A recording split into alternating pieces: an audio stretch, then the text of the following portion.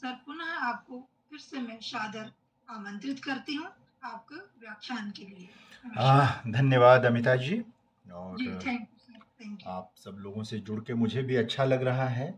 और अगर आप लोगों से परिचय प्राप्त करूंगा तो मुझे लगता है कि उसमें कुछ वक्त चला जाएगा। बड़ी संख्या आप लोगों की दिखाई दे रही है, कुछ नाम मैंने देखे। बहुत से इसमें परिचित। नमस्ते नमस्ते। बहुत से, हाँ, ये लहरी राम मीणा दिखाई दे रहे हैं, मेरे शिष्यवत हैं।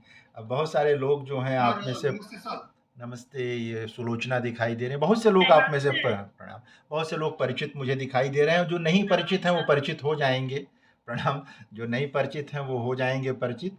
और अभी मैं थोड़ी देर पहले जुड़ गया था तो मैं उस समय सुन रहा था, प्रोफेसर लोहनी से आप लोग बातचीत कर रहे थे। बहुत अच्छा विषय आदरणीय शर्मा जी ने, आनंद वर्धन शर्मा जी ने चुना है आप लोगों के लिए रिफ्रेशर का, इस बार पुनश्चर्या पाठ्यक्रम के लिए। अगर डॉक्टर साहब भी बैठे हैं तो पुनः उन्हें भी नमस्कार। अ, हिंदी साहित्य रचनाशीलता और शोध के नए क्षितिज। हम सब लोग अध्यापक हैं, आप सब अध्यापक हैं, और मैं उम्मीद करता हूं कि लगभग आप सभी लोग शोध कार्य अपना तो किया ही है, कर रहे होंगे और करवा भी रहे होंगे। बहुत सारे छात्र आपके साथ जुड़े होंगे पीएचडी के लिए, और आगे भी जुड़ेंगे। और यह भी एक शिकायत आम है अकादमिक दुनिया में, जिसे हम सब लोगों को स्वीकार करना चाहिए, उस पर विचार करना चाहिए कि हिंदी में, और बल्कि कहना चाहिए कि भारतीय भाषाओं में जो शोध की स्थिति है वो बहुत उत्साहजनक नहीं है। शोध ग्रंथ तो प्रतिवर्ष बहुत सारे निकल कर आते हैं। हमारे विद्यार्थी पीएचडी की उपाधि भी अर्जित करते हैं, वो किताबें भी प्रकाशित हो जाती हैं, लेकिन उनसे ज्ञान के क्षेत्र में कुछ जुड़ता है या नहीं जुड़ता है, यह प्रश्न बहुत बड़ा है। एक किताब जब छपती है, वो लाइब्रेरी में पहुंचती है, लोग उसे खरीदते हैं, तो उसमें है क्या? क्या उसने जिस विषय पर काम किया है, जिस भी शोधार्थी ने, विद्यार्थी ने काम किया है, क्या उस विषय में उससे पहले जो काम हो चुका है, उस काम में 1% भी जोड़ा क्या? मैं 10%, 15%, 100% की बात ही नहीं कर रहा। क्या 1% का भी कोई योगदान किया कि जब कोई व्यक्ति उसे पढ़े जो पिछले कामों से भी परिचित हो, तो वो कह सके कि नहीं, इस काम में एक कदम और वृद्धि हो गई है, कुछ नई चीजें आ गई हैं, कुछ नए तथ्य भी आ गए हैं, विश्लेषण के नए बिंदु भी आ गए हैं। तो ये एक बड़ा प्रश्न है हिंदी को लेकर, चूंकि हम हिंदी के शिक्षक हैं। हिंदी हम लोगों की रोजी रोटी है, ओढ़ना बिछौना है, जो कुछ भी कह लें, हिंदी के नाते ही हमारी पहचान है। हम सब इसीलिए जुड़े हुए हैं। तो ये चिंता का विषय है, क्या पीएचडी सिर्फ एक उपाधि है जिसे हम अलग अलग चीजों से कह सके लेकर के प्रोन्नति प्राप्त कर लेते हैं, नौकरी प्राप्त कर लेते हैं, या पीएचडी का इसके अलावा भी कोई उपयोग है ना? जो मैं अभी कह रहा था कि ज्ञान के अनुशासन में हिंदी जो एक ज्ञान का अनुशासन है, उसमें उसका क्या योगदान है? तो बहुत अच्छा विषय है हिंदी साहित्य, रचनाशीलता और शोध के नवीन क्षितिज। अब ये जो रचनाशीलता पद है और ये जो विषय है, ये दो तीन तरह की संभावनाएं पैदा करता है। पहली संभावना तो यही पैदा करता है कि रचनाशीलता से हम यह सोचें कि हिंदी साहित्य की जो वर्तमान रचनाशीलता है उसको देखें, रचनाशीलता का एक क्रिएटिविटी का जो एक पूरा मामला है उसको जोड़ें। दूसरी चीज जो ज्यादा महत्वपूर्ण लगती है मुझे, कि शोध में कोई रचनाशीलता है क्या? शोध की कोई रचनाशीलता है क्या? वर्तमान रचनाशीलता, रचनाशीलता के दोनों पक्ष की तरफ आप जा सकते हैं, कि जो हमारी हिंदी में जो कविता, कहानी, उपन्यास, कथेतर, साहित्य, तमाम चीजें जो लिखी जा रही हैं, वहां जो रचनाशीलता का एक विश्व है, एक वह, और दूसरा जो हम शोध कर रहे हैं, करा रहे हैं, उसकी रचनाशीलता पर बात करें। पिछले दिनों ICSSR जो है, सोशल साइंस की जो संस्था है, उसके member secretary professor Dhananjay Singh एक जगह मिले, और वो एक सज्जन से बात कर रहे थे, मैं भी था।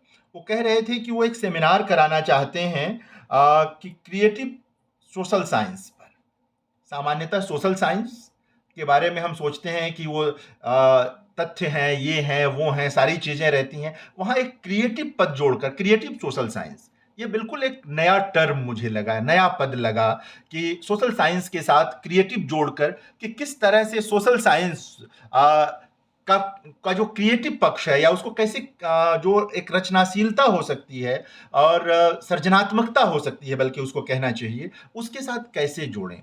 यही चीज़ मुझे लगता है कि जो इस पुनश्चर्या का जो विषय रखा गया है, कहीं न कहीं मुझे लगता है कि उसके केंद्र में यही है कि शोध के साथ कोई क्रिएटिविटी, कोई सृजनात्मकता भी जुड़ी होती है क्या? अक्सर आप जब पढ़ेंगे तो लोग कहेंगे कि शोध में तो तथ्य होते हैं और हमें उसी के इर्द-गिर्द होना होता है, वहाँ कल्पनाशीलता के लिए कोई जगह नहीं होती है, इत्यादि चीज़ें। और लबो-लुबाब यहाँ पहुँचते हैं कि यहाँ पर अलग से दरअसल सृजनात्मकता और कल्पनाशीलता को लोग एक दूसरे का पर्याय मान लेते हैं। ये सही है कि सृजनात्मकता के साथ कल्पनाशीलता नाभिनाल बद्ध है, लेकिन एक दूसरे का पर्याय नहीं है ये। कल्पनाशीलता अलग भी हो सकती है, कल्पनाशीलता से इतर भी रचनाशीलता हो सकती है। अभी हम बात करेंगे तो ये हम क्या क्रिएटिव रिसर्च जैसे किसी अवधारणा पर बात कर सकते हैं क्या? सृजनात्मक शोध पर कोई बात कर सकते हैं क्या? जैसे सृजनात्मक शोध का एक पक्ष यह भी हो सकता है कि बहुत सारे जो उपन्यासकार हैं वो किसी विषय पर बहुत रिसर्च करते हैं, उसके बाद उपन्यास लिखते हैं। यानी कि वो 2 पात्रों को खड़ा करके, 10 पात्रों को खड़ा करके एक कल्पनाशीलता के सहारे काम नहीं करते। इधर संजीव, जिन्हें इस बार साहित्य अकादमी पुरस्कार मिला है, वो तो इसीलिए सुप्रसिद्ध हैं कि वो रिसर्च करके ही किताब अपने उपन्यास लिखते रहे हैं। भोजपुरी के बड़े नाटककार भिखारी ठाकुर पर उन्होंने लिखा, कोयलरी की को लेकर के जो उन्होंने उपन्यास लिखे, आदिवासी समाज को लेकर जो पर्याप्त शोध करते रहे हैं वो अकेले नहीं है इस तरह यहाँ के। थर्ड जेंडर पर पिछले दिनों कुछ लोगों ने जो उपन्यास लिखे हैं, उन लोगों ने भी ये कहा कि उन लोगों ने शोध किया है और सचमुच उनमें से कुछ उपन्यास अगर आप लोगों ने पढ़े होंगे या पढ़ेंगे तो देखेंगे कि वहाँ शोध दिखाई देता है। ये सिर्फ मैं 2 इलाकों की बात कर रहा था, इनसे इतर भी कई इलाके हैं जहाँ पर शोध के साथ क्रिएटिव राइटिंग हुई है। तो क्रिएटिव रिसर्च का एक पक्ष यह हुआ, लेकिन जाहिर है कि हमारा उद्देश्य आज इस पर बात करना नहीं है कि शोध करके उपन्यास लिखा जाए। हमारा उद्देश्य तो इस विषय पर बात करना है। हम इस विषय पर बात करना चाहते हैं कि जब हम शोध कर रहे हैं, हिंदी साहित्य के विभिन्न जो विधाएं हैं उनको सामने रखते हुए, कई बार रचनाकार केंद्रित, कई बार प्रवृत्ति मूलक केंद्रित, है ना, समस्याओं को सामने रख करके जब हम अपना रिसर्च कर रहे होते हैं, अपना शोध तैयार कर रहे होते हैं या विषय चुन रहे होते हैं, हमारा वहां पर है कि वहां क्या कोई गुंजाइश बन सकती है रचनाशीलता की कि थीसिस देखकर कोई मुंह न बनाए, अरे थीसिस है यार, इसको कौन पढ़ेगा, ये कोई पढ़ने की चीज है क्या? कोई लपक कर उठाए कि इस विषय पर यह थीसिस है, इसको अगर मैं पढ़ूंगा पढ़ूंगी तो निश्चित तौर पर अब तक मेरे पास जो ज्ञान है इस विषय से संबंधित, उसमें कुछ नया जुड़ जाएगा। यह एक बहुत बड़ा प्रश्न हम सब शिक्षकों के सामने है। कुछ जो पहले शिक्षक हो गए उनके सामने भी है, जो अब शिक्षक हुए हैं या हो रहे हैं उनके सामने भी ये समस्या है। हमारे जो गुरुजन थे, जिनकी छाँव में बैठकर हम सब ने शिक्षा ग्रहण की, उनके सामने भी ये समस्या थी जब वो हम लोगों के लिए विषय निर्धारित कर रहे थे। आप सबके लिए जब वो विषय निर्धारित कर रहे थे कि किन पर आप जब टॉपिक लेकर जा रहे थे, बात कर रहे थे कि किस विषय पर काम होना चाहिए। और तो ये एक बहुत महत्वपूर्ण चीज़ है। हम किसी भी रचनाशीलता पर बात तभी हो सकती है जब हम स्वयं रचनाशील होंगे। कहीं न कहीं हमारे भीतर, देखिए ना, रचनाशीलता का एक मतलब यह होता है कि जो चीज़ अब तक नहीं है उसे उपलब्ध कराना। रचना में क्या होता है? हम एक नई चीज़ को जन्म देते हैं, यानी वो उसके पहले नहीं थी, उसके पहले नहीं थी। रचनाशीलता का एक आशय यह भी होता है कि जो नहीं है उसे ले आना। तो शोध में रचनाशीलता का भी यही मतलब है कि जो नहीं है उसको ले आना, उसको किसी भी हद तक संभव करना। जरूरी नहीं है कि एक आदमी काम करने आए तो एकदम परफेक्शन ही आ जाए, हमारी कोशिश भी उसमें दिखनी चाहिए, लगना तो चाहिए कि हमने कुछ किया, ये सारी चीजें करें।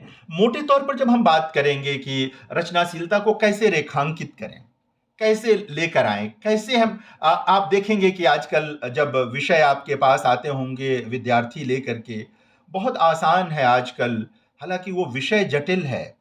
उपन्यास और कहानी वो इतनी हल्की चीजें नहीं हैं, लेकिन आजकल विद्यार्थी ढेर सारा जो विषय लेकर आते हैं वो उपन्यास या कहानी पर लेकर आते हैं, और जब वो थीसिस जमा करते हैं, ये आरोप नहीं है, ये दुख है। इसको आरोप की तरह नहीं, इसे समस्या की तरह देखें, दुख की तरह देखें कि जब थीसिस वो हमारे सामने जब वो सबमिट होती है या हमारे सामने कभी मूल्यांकन के लिए आती है कहीं से, तो हम देखते हैं कि वो ले देकर सारांश लिखा हुआ होता है, कहानियों का या उपन्यासों का सारांश होता है, थोड़ा सा पात्रों का चरित्र चित्रण होता है, थोड़ा सा इधर थोड़ा सा उधर। 90% इसी तरह की चीजें हमारे पास आती हैं। क्या हमारे पास विषयों का ऐसा टोटा है? क्या हमारा दिमाग इस तरह काम नहीं करता? वही रचनाशीलता है।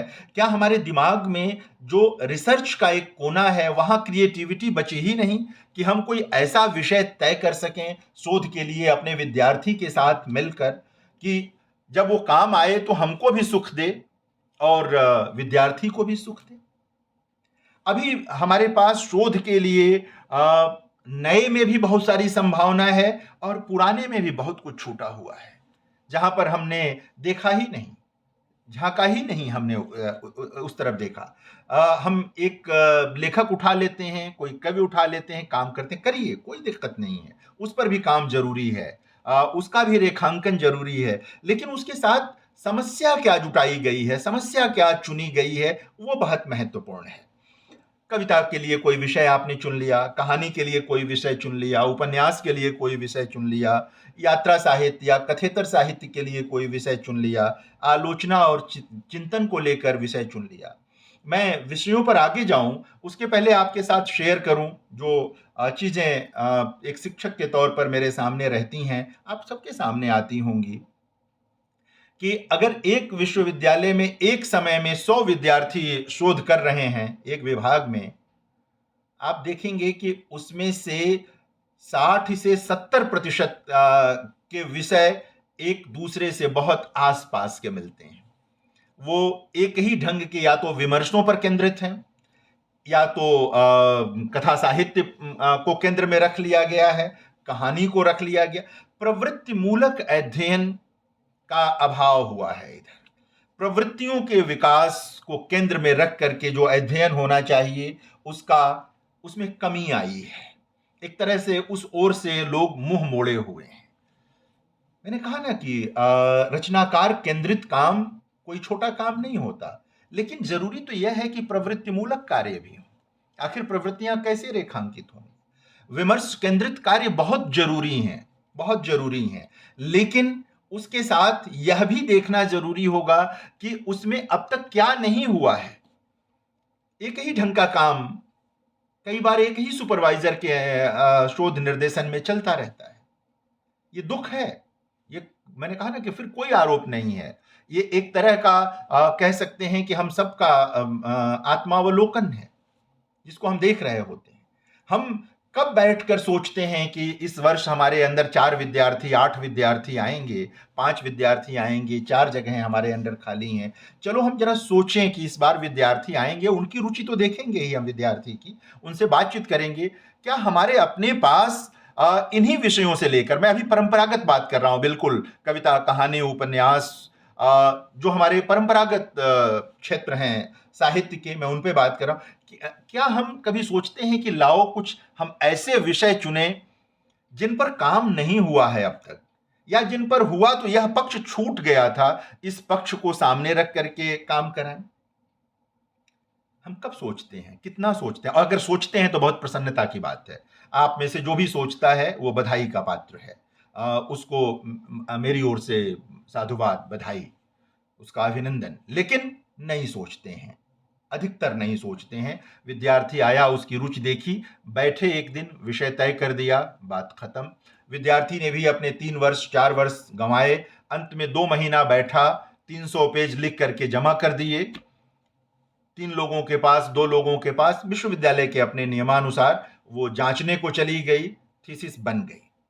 हम जैसे मान लीजिए कि वही जो मैं निवेदन कर रहा था कि हम बैठकर कभी विचार तो करें कि इन कविता, जो समकालीन कविता है, मान लीजिए समकालीन कविता पर ही काम कर रहे हो, तो समकालीन कविता के भीतर से वो कौन सी समस्याएं निकल कर आ रही हैं जिन पर शोध की आवश्यकता है। इधर की कहानियां जो लिखी जा रही, जो कहानी साहित्य है, उसके भीतर से कौन सी नई चीजें निकल करके आ रही हैं, समस्याएं, विशेषताएं, जिनको रेखांकित किया जाना बहुत जरूरी है और पहली बार रेखांकित किया जाना है, उन पर विचार करना जरूरी है। हिंदी जो एक ज्ञानानुशासन है, उसमें कुछ जोड़ने के लिए इसके बिना काम नहीं बननी है। जैसे जब हम कहते हैं कि इधर की कविता पर बात करें, मैं कविता को ही केंद्रित में भी रख रहा हूं, मैं अभी कहानी उपन्यास की बात भी करूंगा।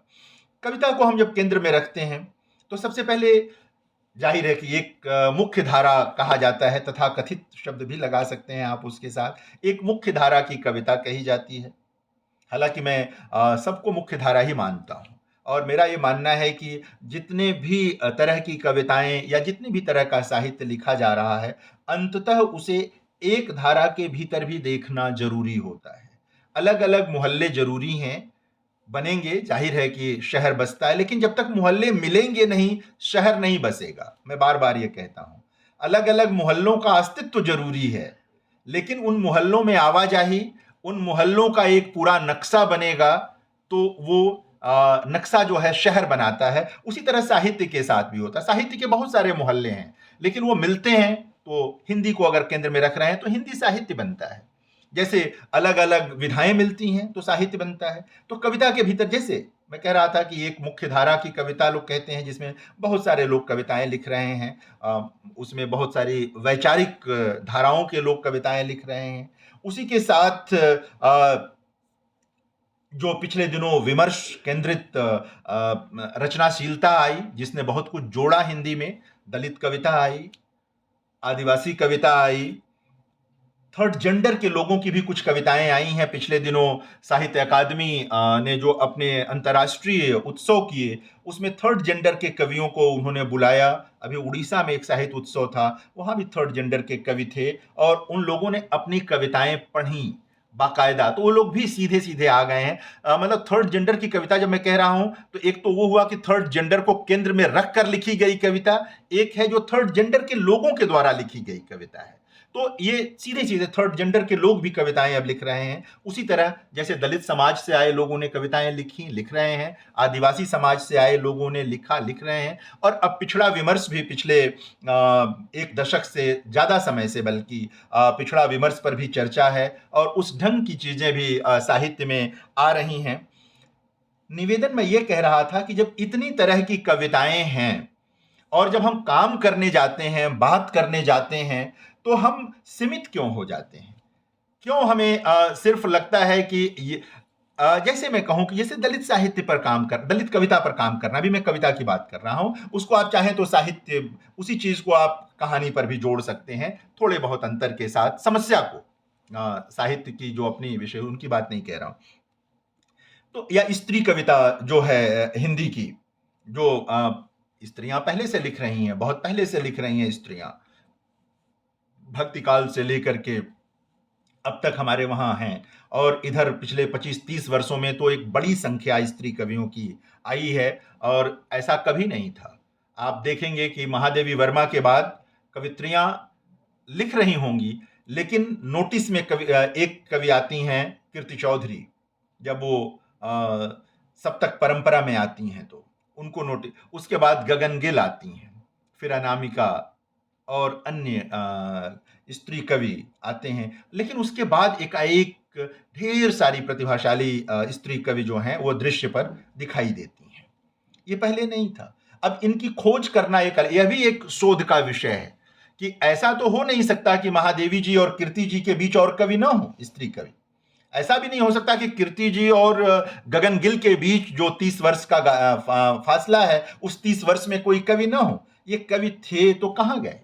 वो किस तरह की कविताएं लिख रही थी वो स्त्री कवि? वो कविताएं कहाँ हैं? लाइब्रेरियों में कहीं होंगी, पांडुलिपियां कहीं होंगी। शोधार्थी का कार्य छपी हुई किताबों तक नहीं होता। शोधार्थी का काम जो लुप्त प्राय हैं, जिनको लुप्त मान लिया गया है, जो कहीं धूल खा रही पांडुलिपियां हैं, उनको खोजना भी।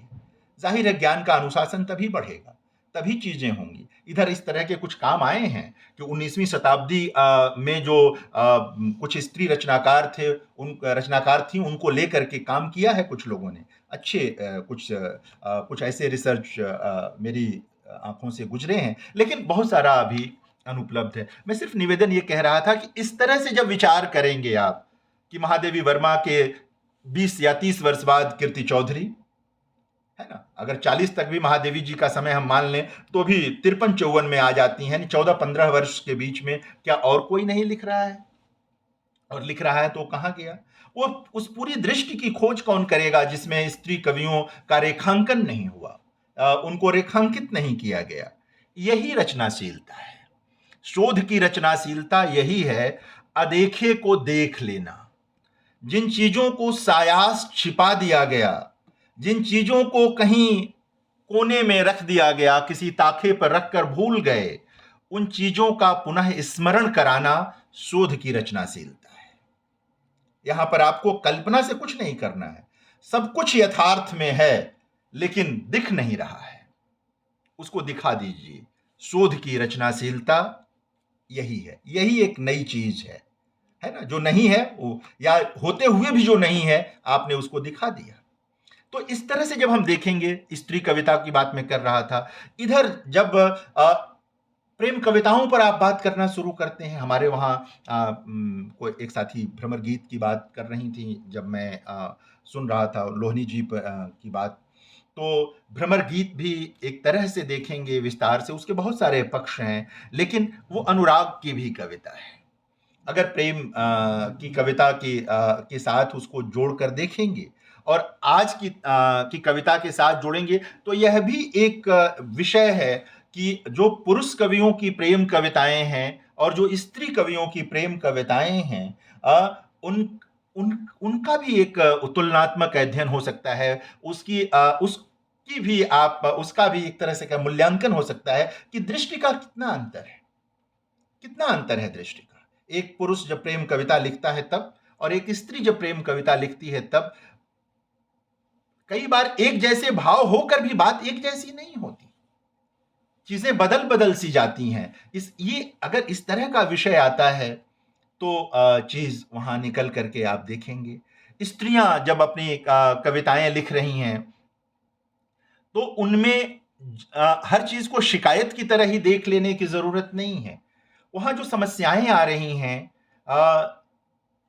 उनको देखने की जरूरत है। किस प्रकार यदि हमारे वहां एक महान परंपरा रही है स्त्रियों के सम्मान की, तो वो कौन से कारण हुए कि स्त्रियां बीच में तमाम तरह के संकटों में आ गईं? कैसे उनके ऊपर शिकंजे कसते चले गए? वो कौन से कारण थे? स्त्री रचनाकार क्या उसको कुछ दिखा पा रही हैं? समाजशास्त्री उसको किस तरह दिखाते हैं? ये सब चीजें लेकर आने की जरूरत है, दिखाने की जरूरत है। और बराबर याद रखिए, देखिए कि एकांगी मत होइए, यह मत मान लीजिए कि यही होता रहा है, यही सत्य है, ऐसा नहीं है। बहुत सारे उसके पॉजिटिव एस्पेक्ट भी हो सकते हैं, उनको भी देखने की जरूरत होती है, उनको भी निकालने की जरूरत होती है। अगर आप उसको नहीं निकाल पाएंगे, उसको नहीं देख पाएंगे, तो बात नहीं बनेगी। अगर एक तरफा भागेंगे कि ना सिर्फ सब कुछ नकार नकार सा था, नकारात्मक था, तो भी बात नहीं बनेगी। सब कुछ सकारात्मक था, तब भी बात नहीं बनेगी। रिसर्च करने वाले व्यक्ति के लिए, अपना विषय तय करने वाले, उस पर बढ़ने वाले व्यक्ति के लिए तो ये जरूरी है कि वो प्रश्न खड़ा करे, वो संदेह करे। संदेह जरूरी है, संदेह जरूरी है, लेकिन सिर्फ संदेह ही न करते रहें, चीजों को जाहिर है कि उसकी व्याख्या विश्लेषण में आगे बढ़ते चले जाएं। एक बात और भी मैं निवेदन करता चलूं, मुझे विस्मरण हो जाए कि सामान्यतः यह मान लिया गया है कि ये जो साहित्य के शोध होते हैं वो लाइब्रेरियों का काम है। लाइब्रेरी में बैठ जाइए, किताबें ले लीजिए, उद्धरण लेते जाइए और अपना लिखते चले जाइए। 300 पेज 500 पेज लिख दीजिए, थोड़े विश्लेषण कर दीजिए, काम हो जाएगा। ये माना ही नहीं जाता कि ये फील्ड वर्क का भी काम है। इसमें भी कोई फील्ड वर्क हो सकता है, इसमें भी कोई काम हो सकता है। अगर आप आदिवासी समुदाय की कविता पर काम कर रहे हैं, आदिवासी रचनाशीलता पर काम कर रहे हैं, तो क्या ये जरूरी नहीं है कि आप लाइब्रेरी के साथ साथ जो आदिवासी जीवन है उससे भी परिचित हों, वहां जाएं, वास्तविकता भी देखें, यह भी देखें कि जो गैर आदिवासी लिख रहे थे उसमें और जो आदिवासी रचनाकार लिख रहे हैं उसमें क्या जो है कोई अंतर है, कोई भेद विभेद है क्या, कोई चीज है क्या? अगर नहीं देखेंगे तो फिर तो वही होगा कि हमने 10 किताबें ली और 11वीं किताब लिख दी। उस किताब का कोई मतलब नहीं होगा मित्रों। चाहे कोई लिखे, मैं लिखूं, आप लिखें, कोई लिखे, उसका कोई मतलब नहीं होगा। जुड़ेगा तो तभी।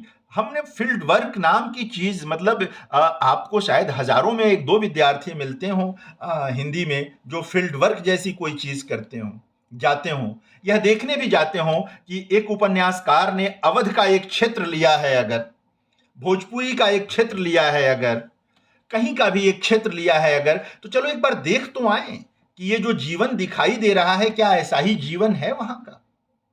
अगर आप कमलाकांत त्रिपाठी के उपन्यासों पर काम कर रहे हैं, किसान आंदोलन पर काम कर रहे हैं, तो अवध के किसान आंदोलन को तो जानना होगा आपको। आपको अवध के किसान आंदोलन पर जो इतिहास में शोध हुए हैं उनको जानना होगा, अवध का जीवन भी जानना होगा। अगर ऐसे लोग, अब तो कोई बचे नहीं उस उम्र के लोग, लेकिन हमसे पहले जो लोग थे वो जा सकते थे, तो उन तमाम चीजों से अगर हम नहीं गुजरेंगे तो कोई रचनाशीलता नहीं रहेगी मित्रों। यही रचनाशीलता है कि हम जाएं, हम देखें, जो चीजें कहीं मतलब धूल चाट रही हैं, हम जाएं और धूल हटाएं। किताबों पर पड़ी धूल हटाना भी रचनाशीलता है। कई बार मैंने कहा ना कि सिर्फ लोग रचनाशीलता को बहुत सीमित अर्थ में ले लेते हैं। हमने क्या किया, हमने किस तरह चीजों को देखा।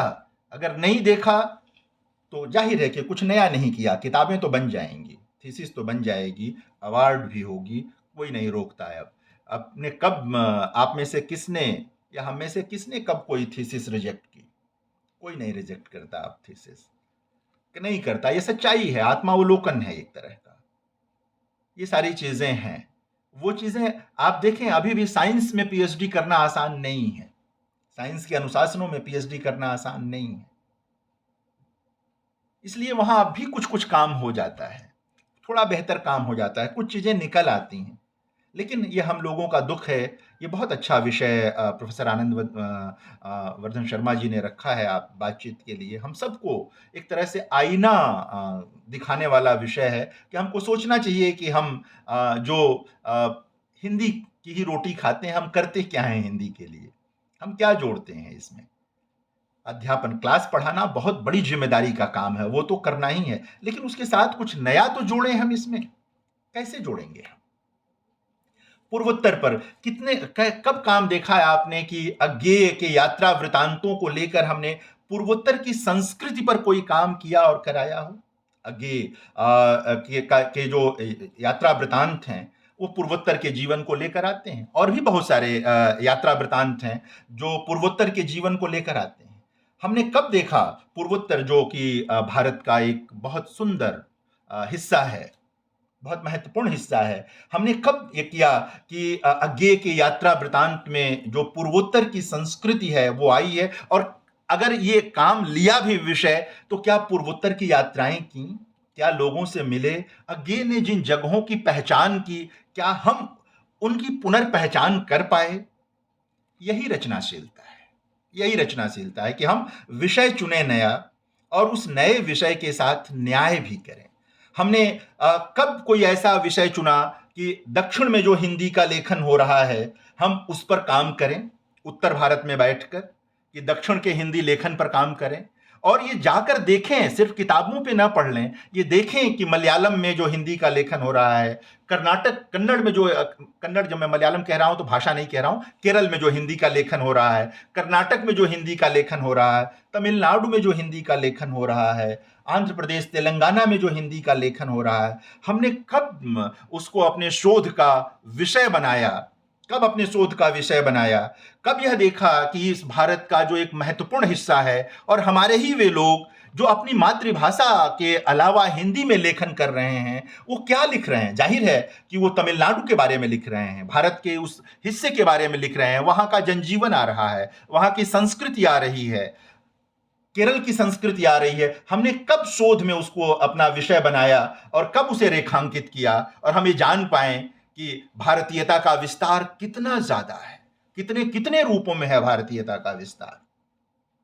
भारत भारत उतना ही नहीं है जितना हम हिंदी प्रदेश में बैठ करके अपने शोध ग्रंथों में देख लेते हैं। हमने कब सोचा कि देखा कि हम हमारे अपने रचनाकारों ने अगर उड़ीसा को केंद्र में रख करके कुछ लिखा है, महाराष्ट्र को केंद्र में रख करके लिखा है, मुंबई को केंद्र में रख करके लिखा है, चेन्नई को केंद्र में रख करके लिखा है, हमने कब विषय इस तरह का बनाया और क्यों नहीं बनाया कि हम वहां के जीवन से भी जुड़ पाते, देख पाते, और जाहिर है कि हमारी भाषा और हमारे साहित्य में अभिवृद्धि हो जाती है। शोध की दृष्टि से अभिवृद्धि हो जाती है। ये कब किया हमने नहीं किया। ये चीजें हमारे साथ लगी रही, वही कि हमने 4 किताबें इकट्ठा की, हमने देख लिया। कब हमने पूर्वोत्तर की संस्कृति पर काम करते हुए समाजशास्त्रियों की किताबें देखी, या किसी भी संस्कृति पर काम करते हुए किसी कवि का सांस्कृतिक विवेचन करते हुए, सामाजिक, सांस्कृतिक और राजनीतिक विवेचन, ये हम लोगों का एक सामान्य पैटर्न के थीसिस आती हैं कि फलाने रचनाकार का सामाजिक, सांस्कृतिक और राजनीतिक अध्ययन है ना, इस तरह का आता है। हमने कब देखा पॉलिटिकल साइंटिस्ट की किताबों को, हमने कब देखा सोशल साइंटिस्ट की किताबों को, कब देखा उनकी किताबों को कि वो लोग क्या सोच रहे हैं उसी कालखंड में। यानी रघुवीर सहाय पर अगर आप काम कर रहे हैं तो कब देखा कि 70 और 80 के दशक की भारतीय राजनीति को उस समय के पॉलिटिकल साइंटिस्ट किस तरह देख रहे थे। हाँ? कब हमने देखा कि उसी समय के जिस समाज को उठा रहे हैं रघुवीर सहाय, उस समय के समाजशास्त्री उसको किस तरह देख रहे थे। रघुवीर सहाय अकेले ऐसे कवि थे अपने समकालीनों में जिन्होंने 80 कविताएं स्त्री जीवन की लिखी थी, कम से कम इतना तो मैंने गिना है, अलग से नहीं निकला। बाद में बहुत सारे स्त्री जीवन की कविताओं के संग्रह आए, हमारी अपनी पीढ़ी में भी आए, लेकिन ये अपने लोगों में वो थे। हम स्त्री जीवन को लेकर जब काम हुआ रघुवीर सहाय पर, तो कब किसने देखा उस दौर के जो तमाम स्त्री जो कह सकते हैं विमर्शकार थी या चिंतक थी, उनकी चीजों को देखा। भारत भी और भारत से बाहर की कितने लोगों ने देखा उसको गंभीरता के साथ। 10 उद्धरण द्वितीय स्रोतों से उठा लिए या तृतीय स्रोतों से उठा लिए, कब देखा उसको। रचनाशीलता तो इसी तरह आती है जब हम अपने दिमाग को भी खोलते हैं, अपने आंगन को भी खोलते हैं, दूसरों के लिए जब हम स्पेस बनाते हैं। शोध एकांगी नहीं हो सकता, उसकी आवाजाही अन्य अनुशासनों में होनी ही चाहिए। हम लोग एक अंतर अनुशासनात्मक पद्धति पढ़ाते तो हैं रिसर्च मेथोडोलॉजी में, इंटरडिसिप्लिनरी कह के पढ़ाते तो हैं हम लोग, लेकिन हम बता नहीं पाते कि इंटरडिसिप्लिनरी का मतलब क्या है। हम अक्सर कहते हैं कि ऐसा हो जाएगा तो ऐसे कर लेंगे, वैसा हो जाएगा तो ऐसे कर लेंगे, कर लेते हैं इस तरह से। इंटरडिसिप्लिनरी का मतलब क्या है, मुझे वो अच्छा लगा कि तुलनात्मक अध्ययन में भी आजकल क्या होने लगा है कि हिंदी के ही 2 रचनाकारों का तुलनात्मक अध्ययन हम कर देते हैं। ठीक है, करिए, लेकिन तुलनात्मक अध्ययन में अगर हमें एक प्रवृत्ति के लेखक भारतीय भाषाओं में मिल रहे हैं, अगर हमने अपनी आंखों को खुला रखा है, विवेक को खुला रखा है, तो वहां तुलनात्मक अध्ययन से ये पता चलेगा एक ही समय में भारत के 2 हिस्सों में 2 रचनाकार कैसे सोच रहे थे, एक जैसा सोच रहे थे, दोनों एक दूसरे से परिचित नहीं। जैसे भक्ति काल की कविता को देखिए ना, एक ही समय में आज की तरह न इंटरनेट था न टेलीफोन था, लेकिन जो उत्तर भारत में बैठा कवि जिस तरह की सोच रहा था, दक्षिण भारत में भी कवि उसी तरह सोच रहा था। उसी तरह की वाणी है उसकी जिस तरह यहाँ है, आसाम में उसी तरह की वाणी है, बंगाल में उसी तरह की वाणी है, महाराष्ट्र में उसी तरह की वाणी है।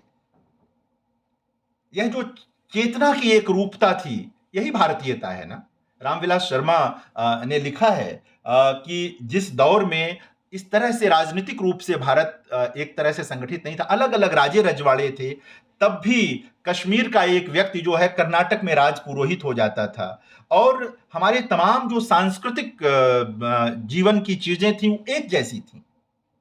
यानी कि जिसको पूरब से पश्चिम और उत्तर से दक्षिण की हम बात कहते हैं, सांस्कृतिक रूप से भारत कभी भी इस तरह अलग अलग नहीं था जिस तरह से कई बार प्रस्तुत हो जाती हैं चीजें। लेकिन हमने उसको रेखांकित कब किया, हमने उसको ढूंढा कब, और ढूंढा भी तो कितना ढूंढा। यही रचनाशीलता है शिक्षक मित्रों। और शोध में कल्पना की रचनाशीलता की जरूरत नहीं है। हमारी जो यथार्थ परक कह सकते हैं अप्रोच हमारा है, यही रचनाशीलता है कि हम उन इलाकों की ओर देखें जिधर या तो हम देखते नहीं रहे हैं, अन्य अन्य कारणों से आज हम अपने दरवाजे खोलें। दूसरे भी हमारे लिए तभी दरवाजे खोलेंगे, तभी दरवाजे खोलेंगे। अनुवाद एक बड़ा क्षेत्र है रचनाशीलता का। और मैं शायद पहले हिस्से में बात की है प्रोफेसर लोहनी ने इस मुद्दे पर, इसलिए मैं उसको दोहराऊंगा नहीं, लेकिन उस पर विचार करना चाहिए। देखिए कि जो क्रिएटिव राइटिंग है उसमें कैसे काम करती हैं चीजें। भारतेंदु हरिश्चंद्र, हमारे साथी कल डॉक्टर सूरज कुमार, उनसे चर्चा हो रही थी तो कई तरह की चीजें वो बता रहे थे। तो कैसे था भारतेंदु जो है वो बंगला रचनाशीलता से कैसे प्रभावित थे। हमारे बहुत सारे लोग बंगला रचनाशीलता से प्रभावित थे।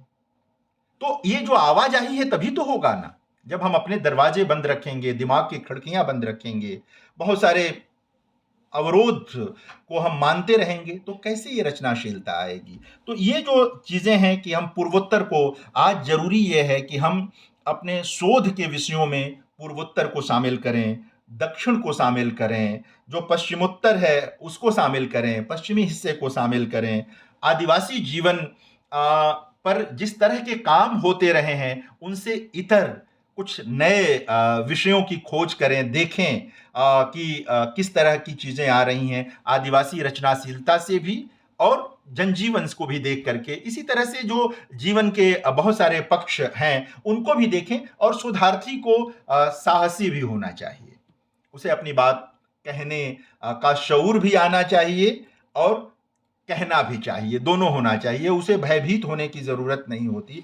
अगर उसने रिसर्च किया है, उसके पास फैक्ट हैं, तथ्य हैं, तो उसे अपनी बात कहने में कोई दिक्कत नहीं होनी चाहिए। आप देखें कि हाल फिलहाल के दिनों में किसान जीवन को लेकर हमने कितने काम कराए हैं। किसान जो इस देश का एक बड़ा हिस्सा है, जो हमारे अन्नदाता हैं, और ऐसा भी नहीं कि साहित्य में किसानों को लेकर कम लिखा जा रहा है। ये सही है कि मध्यवर्गीय जीवन जितना आ रहा है, मुख्य धारा का साहित्य जिसे कहते हैं, उसमें किसान कम आ रहे हैं। विमर्श परक लेखन की अपनी एक क्या कह सकते हैं कि उन्होंने कुछ मुद्दे हैं जिनके साथ वो अपना लेखन कर रहे हैं कि किसान जो छूट गए, जो आए हैं, उनको लेकर, किसान जीवन की समस्याओं को लेकर, और हमारे रचनाकारों ने किस तरह उसे रूपायित किया है अपने लेखन में, उसके विश्लेषण विवेचन के लिए हमने कब विषय चुने, कितने विषय चुने, उसके लिए कितना फील्ड वर्क किया, ये कौन करेगा अगर हम और आप नहीं करेंगे। तो हम प्रेमचंद से लेकर के, और उधर उड़िया में फकीर मोहन सेनापति हैं, छमाड़ 8 गुंठ 6 बीघा जमीन, हिंदी में उपलब्ध है ये उपन्यास। वहां से लेकर, या बांग्ला में बहुत सारा किसान जीवन को जो लेकर लिखा गया, केरल में जो किसान जीवन को लेकर लिखा गया, गुजराती में जो लिखा गया किसान जीवन को लेकर के पन्नालाल पटेल जैसे लोग, या मराठी में जो लिखा गया, इन सब रचनाशीलता से अगर हम जो विश्वविद्यालयी लोग हैं, महाविद्यालयों में लोग हैं, अगर हम नहीं इनसे जुड़ेंगे, नए चीज नहीं खोलेंगे, तो हमारा शोध सिर्फ एक डिग्री की चीज बनकर रह जाएगा। वो डिग्रियों से ही जुड़ा रहेगा, उसके अलावा उसका कोई मतलब नहीं रह जाएगा। आप देखें, हम कब सोच पा रहे हैं कि इधर किसान जीवन को लेकर कितने उपन्यास आए। हम में से कब किसने ढूंढा कि चलो देखते हैं कि इधर पिछले 20 वर्षों में, 25 वर्षों में किसान जीवन के कितने उपन्यास आए हैं। हमने कब इसको लक्षित करने की कोशिश की कि जो मुख्य धारा का लेखन है उसमें 20-25 वर्षों में कब वंचित वर्ग के लोगों को केंद्र में रख करके इधर उपन्यास लिखे गए हैं, और कौन सी समस्याएं उसमें मुख्य रूप से रखी गई हैं। हमने कब देखा कि दलित जीवन में जो विषय वस्तु उठाई जा रही है उसमें कहां कहां विविधता है, कहां कहां विविधता है।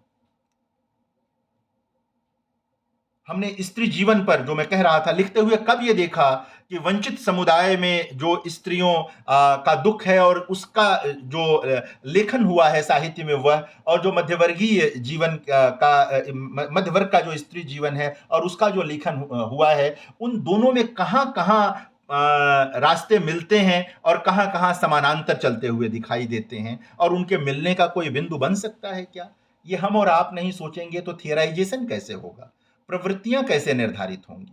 शोध इसलिए भी होते हैं कि उन्हीं के माध्यम से प्रवृत्तियों का निर्धारण होता है, प्रवृत्तियां बनती हैं। हम कैसे बता पाएंगे अगर इन चीजों की खोज नहीं करेंगे? और कोई एक आदमी कैसे खोज सकता है इसे?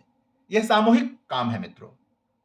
ये हो सकता है कि एक इतिहासकार बैठकर 50 लोगों की चीजें देख करके प्रवृत्तियां निर्धारित करे, लेकिन वो निर्धारित तभी कर सकता है जब 50 लोगों का काम होगा और वो इस लायक होगा कि वहां से चीजें निकाली जा सके। आचार्य रामचंद्र शुक्ल ने किया अकेले, लेकिन उनको बहुत सारे स्रोतों से चीजें मिली, तब वो कर पाए। या बाद के इतिहासकारों ने भी यही काम किया। तो उन स्रोतों की पहचान भी हमें करनी है, कोई और नहीं आएगा कराने के लिए हमारे पास, हमें देखने के लिए नहीं आएगा। हम भक्ति कविता की बात करते हैं और कुछ लोगों को छोड़ करके हम दक्षिण की जो भक्ति कविता है सिर्फ नाम जानते हैं कवियों के, उनका अनुवाद बहुत हो चुका है, उन अनुवादों से भी हम परिचित नहीं हैं। कौन होगा? हम अपने विद्यार्थियों को तो हम ही लोग परिचित कराएंगे ना, या कोई और परिचित कराएगा? आसाम जो मतलब पूर्वोत्तर में जो भक्ति कविता थी उससे कौन परिचित कराएगा? आज स्थिति ये हो गई है शोध की कि अगर इसी तरह चलता रहा तो भक्ति काल के विशेषज्ञ कम होते चले जाएंगे। सब आधुनिक साहित्य के विशेषज्ञ होते चले जा रहे हैं, नई रचनाशीलता के विशेषज्ञ होते चले जा रहे हैं। भक्ति काल के तो छोड़िए, छायावाद तक के विशेषज्ञ कम हो जाएंगे, द्विवेदी युग के विशेषज्ञ कम हो जाएंगे। पिछले 50-70 वर्ष के साहित्य पर ही सारा शोध है, जरूरी है इस पर होना, लेकिन पीछे का छूटना नहीं चाहिए। वहाँ बहुत कुछ अब भी है जिसको नई नज़र से देखने की ज़रूरत है, नए दृष्टि से देखने की ज़रूरत है। भक्ति कविता में भी, उससे पहले की आदिकालीन कविता में भी, जो कालांतर में साहित्य की अन्य विधाएं हैं, उनमें भी इसको देखने की जरूरत है, जानने की जरूरत है। थर्ड जेंडर को लेकर जो काम हुए, पहले तो यही विषय लोगों को लग रहा था कि कैसे काम होगा। थर्ड जेंडर पे जो काम आया उसमें एक दो कामों के अलावा ऐसा कोई काम मेरी नज़र में नहीं आया जिसमें शोधार्थी ने कोई फील्ड वर्क किया हो, उनके बीच गया हो और उनकी समस्याएं जो उपन्यासों में दिखाई गई हैं या कुछ कुछ कविताओं में भी आई हैं, वो उसी तरह की समस्याएं हैं या उस पे भी कोई मुलम्मा चढ़ा हुआ है, या सिर्फ एक कल्पनाशीलता है उन समस्याओं को प्रस्तुत करने में, उनके अपने जीवन का यथार्थ क्या है। पिछले दिनों थर्ड जेंडर की एक कवि कह रही थी कि जो LGBTQ का जो मामला, कह रहे थे कि उसमें भी हम हैं, लेकिन हमारी समस्या उनसे अलग है। हमारी समस्या तो जेंडर की है, वो लोगों का जेंडर तो तय है, उन लोगों का जेंडर तय है, किसी न किसी जेंडर में वो लोग पैदा हुए हैं। लेकिन हमारे साथ तो यह है कि जेंडर की समस्या है, हमें तो किसी जेंडर में ही नहीं रखा। तो हमारी समस्या बिल्कुल उनकी जैसी नहीं है। यह एक बिल्कुल कह सकते हैं कि नई बात थी जो उनके मुंह से हमने सुनी कि हमें, जब हम पर विचार करिए, हमारी रचनाशीलता पर विचार करिए, तो हमारी जो रचनाशीलता है वह तो अपने अस्तित्व की पहचान की भी रचनाशीलता है। सिर्फ यौनाकांक्षा तक चीजें नहीं शामिल हैं, जुड़ी हुई हैं, अस्तित्व का मसला आ जाता है। तो इसको भी देखना है कि वो लोग जो सवाल उठा रहे हैं, वो जो अपनी पीड़ा कह रहे हैं, उस पीड़ा से हम अब तक अपरिचित थे, कोई बात नहीं, परिचय कभी न कभी ही होता है। तो अब तो परिचय कर लें, ठीक से जाएं, बात करें, उन लोगों के बीच देखें, तब हमारा काम निकलेगा और शायद उस काम का कोई माने मतलब भी निकल करके आएगा। आदिवासी जीवन पर काम छप जाता है, लेकिन जब आदिवासी समाज का कोई व्यक्ति उस काम को देखता है तो उसे लगता है कि ये बड़ा औसत काम है, इस काम में तो कुछ जो है कुछ है ही नहीं, इस काम में तो कुछ है ही नहीं। और अगर हमने फील्ड वर्क किया होता, हम गए होते, उनसे बात की होती, सारी चीजें, तो शायद ये बात निकल करके नहीं आती। यही तमाम जो हमारे साहित्य में जो तमाम वर्ग आते हैं, तमाम लोग आते हैं, उन लोगों से हमारा परिचय सिर्फ किताबी रह जाता है शोध के दिनों में। वास्तविक परिचय जरूरी है, और जिस दिन शोध करते वक्त जिन लोगों पर हम शोध कर रहे हैं उनसे हमारा वास्तविक परिचय होगा, वो रचनाशीलता बन जाएगी, बढ़ जाएगी।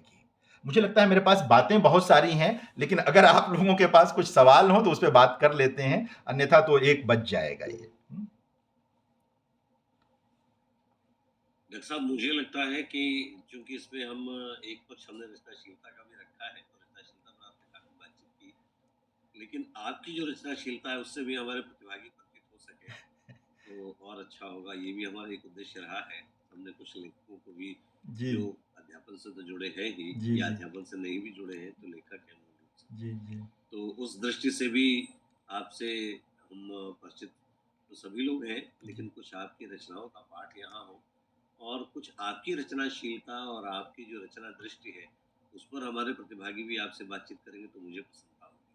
ठीक है, मैं तो महसूस ये लोग अगर कुछ पूछना शुरू करें तो मैं एक दो कविताएं भी उसमें सुना देता हूँ जी आपको। जी जी जी जी जी। सर हाँ, तो मंच अब प्रतिभागियों के हाथ में है। जी।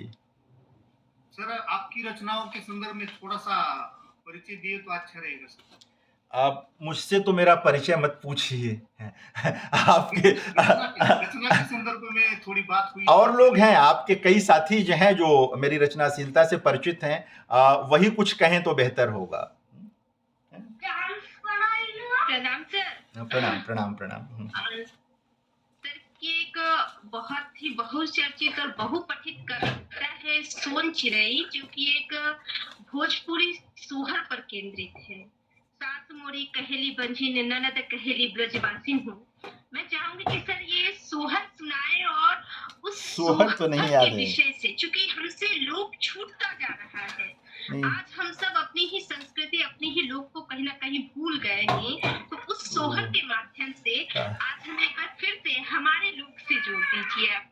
ऐसा है कि देखो, सोहर तो मुझे पूरा याद नहीं है, सोहर तो अब इतना याद नहीं रह गया, लेकिन आरंभ वही है, सासू मोरी कहेली बंझनिया ननद ब्रजवासिन हो, मैया जिनके में बारी बियाही उहे घर निकारे नहीं हो। दरअसल मुख्य रूप से ये जो सोहर है, यह एक ऐसी स्त्री के दुख को सामने रखता है जो संतान जिसको नहीं हुई और जिसे घर से निकाल दिया गया।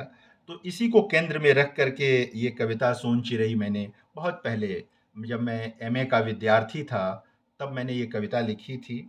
और फिर इस कविता पर देश के एक बड़े पेंटर अशोक भौमिक ने पेंटिंग्स की एक श्रृंखला बनाई। देश विदेश की कई भाषाओं में इसका अनुवाद हुआ, कई विश्वविद्यालयों के पाठ्यक्रम में भी ये लगी। तो मैं वो कविता आपको सुना देता हूँ। हालांकि आप में से कुछ लोग तो परिचित हैं इस कविता से मेरे ख्याल से, फिर भी मैं सुना देता हूँ। ये जी सर। सोन चिरई, एक सोहर सुनने के बाद। बहुत पुरानी कथा है, एक भरे पूरे घर में एक लड़की थी सोन चिरई। वह हंसती थी तो धूप होती थी, फूल खिलते थे। वह चलती थी तो बसंती हवा चलती थी। जिधर निकल जाए लोगों की पलकें बिछ जाती थीं, और जैसा कि हर किस्से में होता है, उसका विवाह भी एक राजकुमार से हुआ। राजकुमार उस पर जान लुटाता था, उसके होंठ उसकी तारीफ में खुलते, उसकी उसकी जिह्वा उसके प्रेम के सिवा और सारे स्वाद भूल गई थी। उसकी आंखों में नींद और दिल में करार न था। और ऐसे ही 2-4 बरस बीत गए।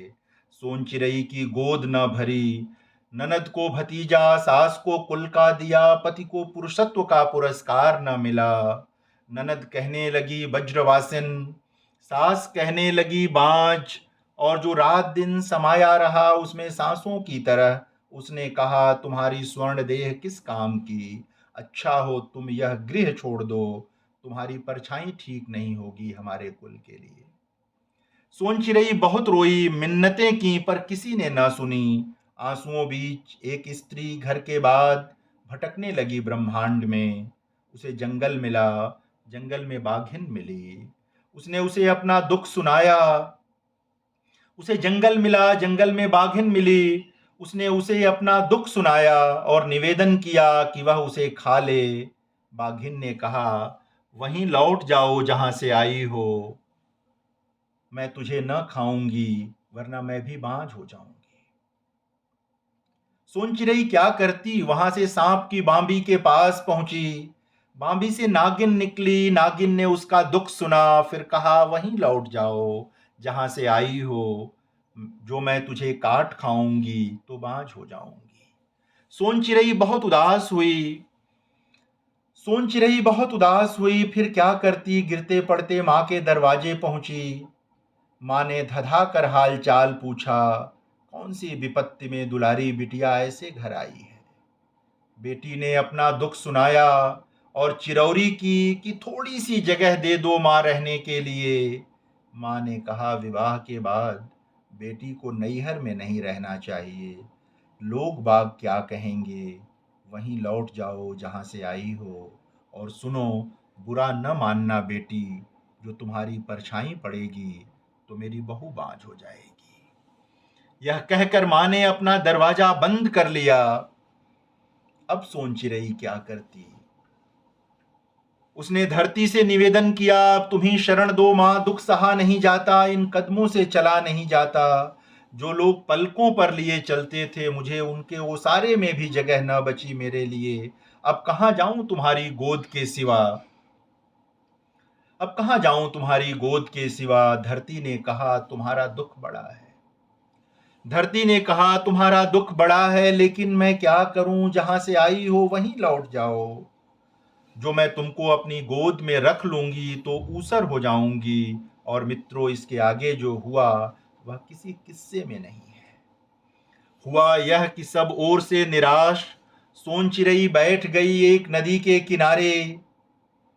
एक दिन गुजरा, दो दिन गुजरा, तीसरे दिन तीसरे पहर एक सजीला युवक प्यास से बेहाल नदी तट पर आ मिला।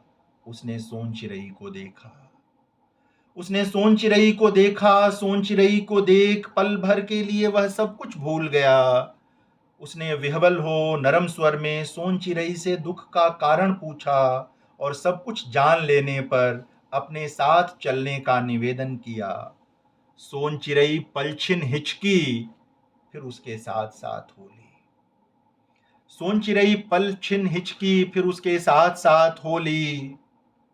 फिर उसके साथ पूरी उम्र जीकर जब वह मरी तो आंसुओं से जार जार उसके 8 बेटों ने उसकी अर्थी को कंधा दिया। सोनचिरई 8 बेटों की माँ थी। सोनचिरई 8 बेटों की माँ थी। वह स्त्री थी और स्त्रियां कभी बाँझ नहीं होती। वे रचती हैं, वे रचती हैं तभी हम आप होते हैं, तभी दुनिया होती है। रचने का साहस पुरुष में नहीं होता, वे होती हैं तभी पुरुष पुरुष होते हैं। बहुत बढ़िया सर, बहुत आराम से, बहुत बढ़िया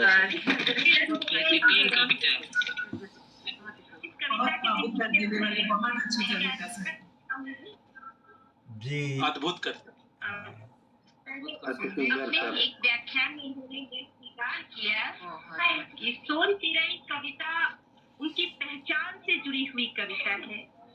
यह जो सोहर है, सास कहे मोरी कहेली बंजनिया ननद कहेली ब्रजवासिन हुई, यह सोहर वो बचपन से सुनते आ रहे थे अपने गांव में, और कहीं ना कहीं यह जो सोहर है वह उनके मस्तिष्क में बैठी हुई थी और उन्हें आलोड़ित करती रहती थी, और धीरे धीरे यह उनके भीतर जैसे उनकी रगों में ही बस गया हो। और जैसे सर ने अभी अभी कहा कि एमए के दिनों में 1995 के समय में यह कविता उन्होंने लिखी सोनचिरई, और 1998 में पहल पत्रिका में इसका प्रकाशन हुआ। यह कविता 1995 में लिखी गई, और आज भी जब इस कविता को मैं पढ़ती हूँ तो मुझे ऐसा लगता है कि स्त्री विमर्श के क्षेत्र में यह कविता एक नया पाठ है। आमतौर पर स्त्री विमर्श के नाम पर हम या तो स्त्री की पीड़ा, यातना और दुख का चित्रण कर देते हैं, या फिर देह मुक्ति के नाम पर उसमें देह यौन